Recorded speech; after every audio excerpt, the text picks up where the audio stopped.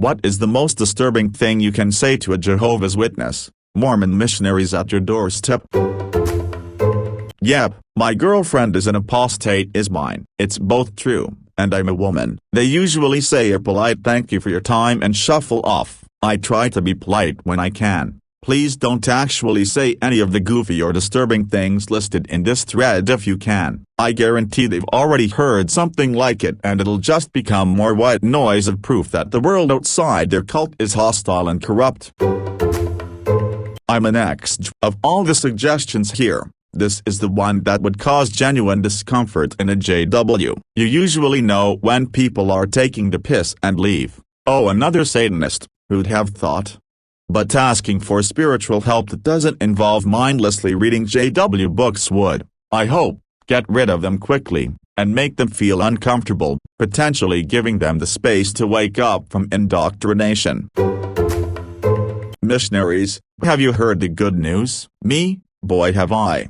The evil Lord Zenu was thwarted eons ago but managed to release sin into the world in the form of little evil spirits that infest humans and make us do bad things, but my mentor in the church tells me that with only 4 more investments of $10,000 or more I can be cleared of these spirits and have my soul saved. Missionaries, oh would you look at the time, I think I left the oven on. Bye. I had a biology professor, an older gentleman, who famously invited Jehovah's Witnesses into his home. He sat them down on the couch, and politely listened to their presentation. Then, just as they finished and were preparing to leave, he wheeled a blackboard in front of the door saying, "My turn. Now you're going to learn about evolution." He delivered his full lecture, illustrations and all, before allowing them to leave. Apparently they never came back, but he told me he saw them once more, in a car, pointing at his house to the others. Once some came to the door and I said, baby in arms, that I was busy doing dishes. They seemed genuinely excited to do my dishes for me, so after warning them I was an atheist I let them in. One of them held the baby while the other did my dishes and we all had some lemonade and a civil chat, though they seemed a little confused by how many Bibles an atheist had in the house. Lol. Classical education. And by sheer coincidence happened to have a few plus the New Testament and Greek lying on the coffee table. 10/10 will let you do chores for me while I listen to your spiel and show off my otherwise not very useful ancient Greek translation skills. I know this isn't a serious post, but I'm going to share a little secret anyways. Coming from someone who grew up in a manipulative and shitty church, most of the time missionaries aren't about conversion, they're about retention. Like, church leaders know that they probably aren't going to get a lot of converts by annoying people at home. But if you take a couple of young kids, tell them over and over that the world is mean and looks down on them because of their faith, and then set them up to get condescended to yelled at by strangers, then that lesson, the church is your real community, the secularists are cruel and mocking, etc., is gonna stick hard. Whenever I see a post like this, I always like to recommend you invite the missionaries in, be kind to them, and demonstrate that you are a good person without religion. You might be able to pull one off of a really harmful path. That's what happened to me. My father had a cerebral aneurysm and as a result had no short-term memory. So you could have a conversation with him today and 2 hours later he would have no memory of it. But during the conversation he was quite clear and you didn't quite realize that something was wrong. He was on disability so he spent a fair amount of time sitting on the front porch. The JW showed up and started to talk to him. He had nothing better to do so he would talk for as long as they wanted. They would come back and it would be a whole new experience for him. They eventually got frustrated and stopped showing up. Interesting comment, good insight. I remember as a young teenager in regional Australia we would have the Mormon missionaries come through town and door knock. At the time I was obsessed with NBA basketball and all we got on TV was NBA action and an hour highlights package from the game of the week each Saturday around midday. One Saturday we had a couple of young missionaries from Utah knock on the door, right in the middle of the weekly basketball highlights. They did their spiel. We politely said we weren't interested as we weren't religious at all. They heard the TV and started talking basketball, so I asked them if they wanted to come in and watch it. They ended up spending a few hours with us. We asked them about home, what traveling to the other side of the world to try and spread the word was like, if they actually believed it and stuff like that. Just seemed to be a rite of passage for anyone of that age from Utah in the LDS, and I don't think either of the young guys we met would have continued with the faith for long when they got back. Australia opened their eyes up a bit, I think. A friend was leaving his place one day and opened the door just as the two Mormon kids were about to knock. He said he couldn't talk and they asked if there was a better time that they could come back. This was on a Monday and he had a light bulb over the head moment and said, "Yeah, Thursday I get off work at 7, so why don't you swing by at 8? They wrote it down and left. He and his roommate brother ran around for the next 3 days telling everyone, "Mormon party Thursday, you gotta be there by 7:30. Thursday at 8 they show up right on time and the host answers the door with a cup of coffee and cigarette in one hand, a beer in the other, and behind him was a cheering crowd of people welcoming them in. The two kids immediately knew they'd been had but accepted the invitation and hung out for about an hour anyway. I spoke with one for a while about their experiences in the city. They were pretty nice kids, if a bit naive. I like to think that it was probably their best experience on mission. I've read many other stories and postings in the past, and I was convinced that the missions are less about recruiting new members, that happens so rarely, and more about setting the young missionaries up to be ridiculed and face hatred and abuse, so that they feel like the world is against them and the church is their only place to find comfort and support. Your recommendation is totally in line with this. It kind of parallels the current trend of conservative extremist anti-vaxxers and anti-maskers hoping that liberals will say "I hope you die from COVID." As a former Mormon missionary, this actually helped me the most. It made me think, wait, but how are these people happy without being Mormon? Why are they so nice? I agree with other posts above saying that people being rude to me and ridiculing the religion only pushed me in further. It wasn't until I met a specific family that did what you described, and it kind of woke me up, so to say. I lived near the coast of North Carolina. Hot and humid summers. The kids that would come during the summer representing Mormons were told that while I was a practicing and not interested in Mormonism, they were always invited to the house and property for cold iced tea, or to cool off and rest under the trees. They did so often. Then I was deployed for several weeks. When I got back, I learned that part of their mission was to help folks in need. They had kept my grass cut, washed and waxed my car, and generally helped my young wife while I was gone. Still chokes me up since I was dreading cutting the grass after 3 weeks. One of my favorite musicians tells a great story about when he was addicted to multiple drugs. He was at this cabin in Tennessee. These Jehovah's Witnesses were always coming by. So one time he's smoking some crack out of a light bulb. Hears a knock at the door, decides to go check it out, and it's them again. So he invites them inside, listens to their little pitch, and finally looks at them and asks, "Aren't you all the ones who say only a certain number of people are gonna get into heaven?" To which they reply, "Yes, sir, 144,000, if I remember right." He takes another hit of his crack, blows the cloud right at them and says, "Then what the fuck are you doing trying to recruit me? XJW here. Just tell them you're not interested and close the door. Be polite if you want. But who cares? It's your life and they came to you." But they will compartmentalize every adverse encounter as proof that they are doing the right thing. They are indoctrinated to believe that it's supposed to be hard and that they are supposed to face ridicule and chastisement, since the devil is against them.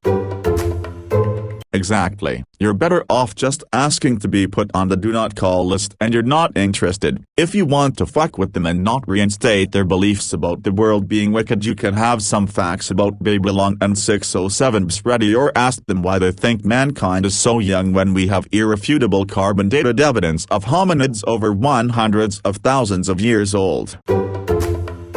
I've made a lot of jokes on this subject, but it's time for a real answer. Be a good human. Tell them that they won't be converting anyone here today, and you're not interested in discussing it. However, you recognize the physical, mental, and emotional demands made by going door to door all day. Invite them inside for a break, or keep them on the porch. Offer them water or a soda or coffee, and maybe a sandwich and chips. Talk about the weather, the neighborhood, anything but what they initially wanted to talk about. When they finish, and the time is right, express that you need to get back to your chores, and give them a bottle of water as a goodbye gift. You will have done a good thing, and you may just get through to them.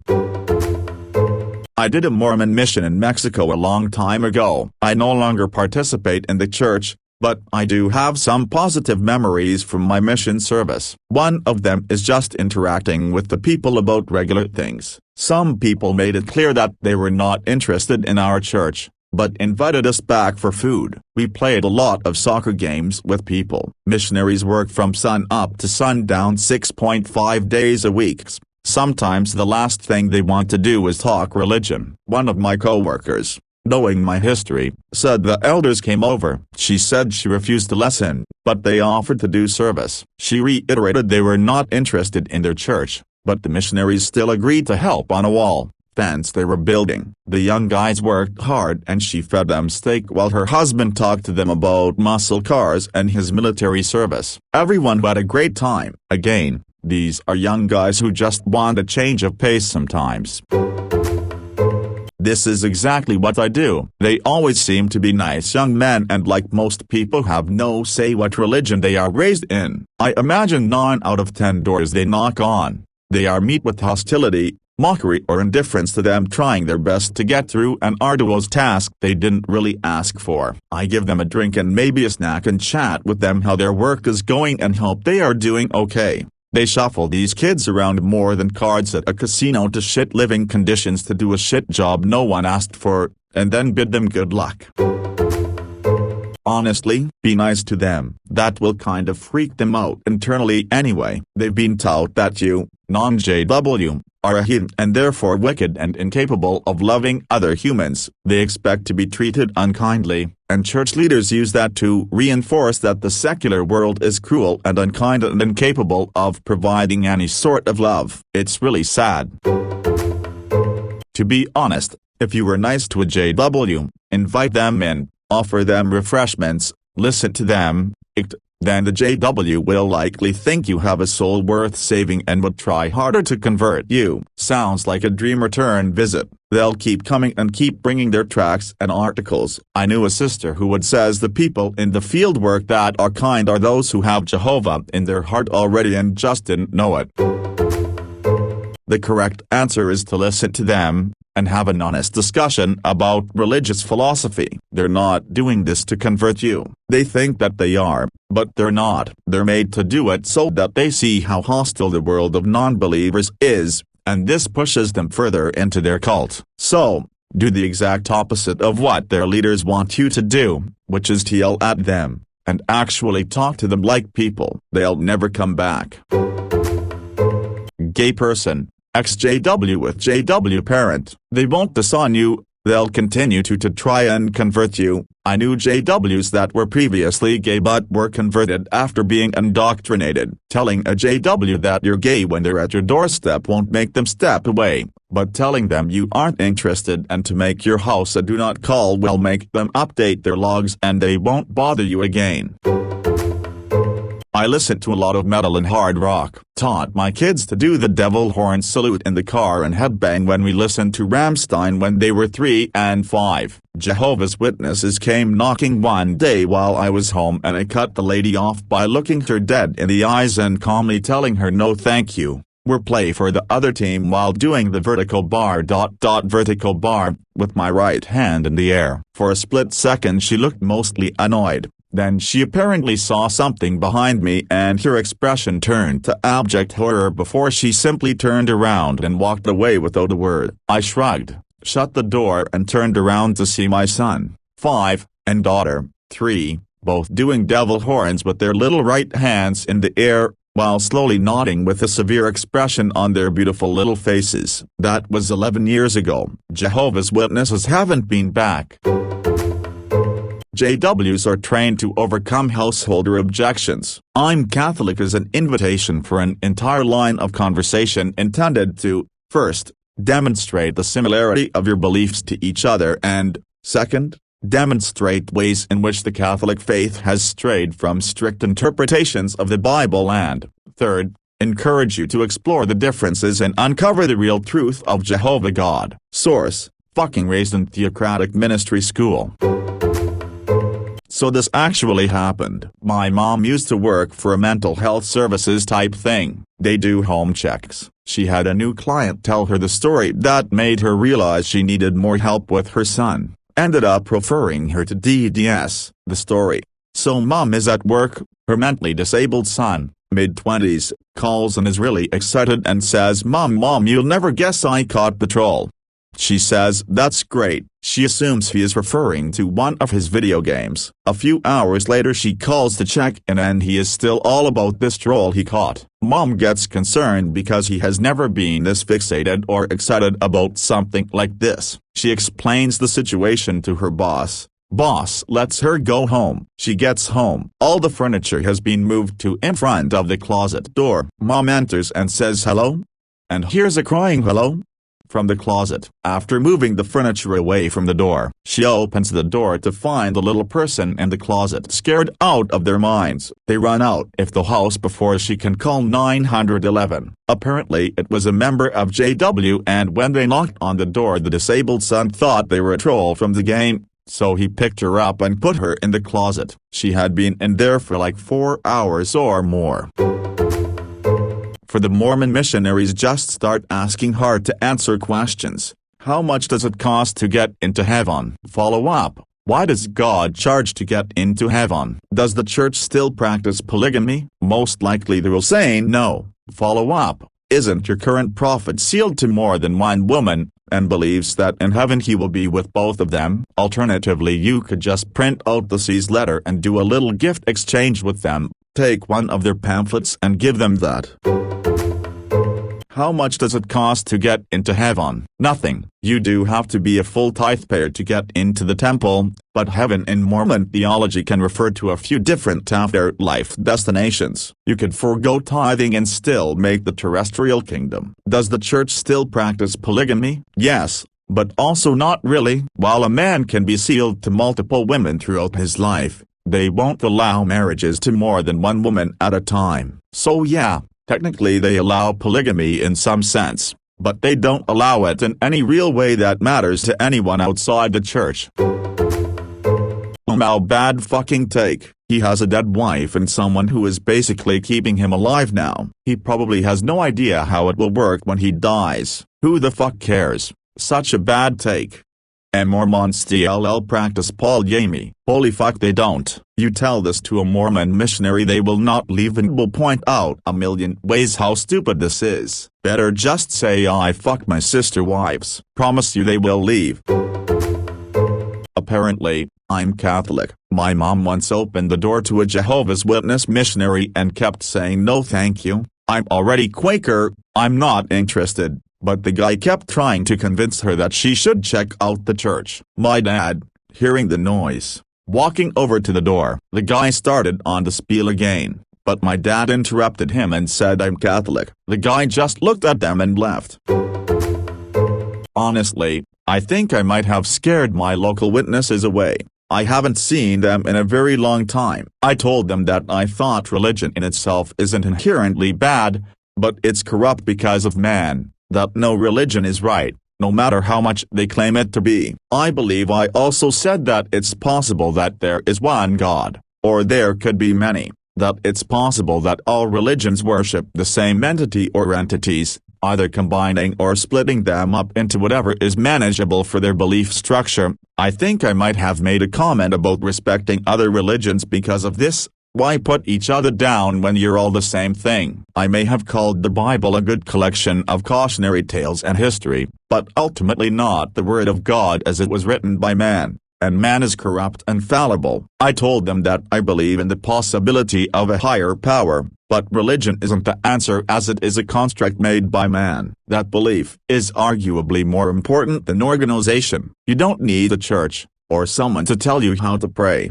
or even to pray. Honestly, I don't remember all of what I said, but that's a general gist of it. For once I knew what I was saying to them, and I think maybe some of it might have made an impression since they haven't been back. Maybe they think they can't convert me because I have my own thing to believe in. Maybe they think I'm crazy.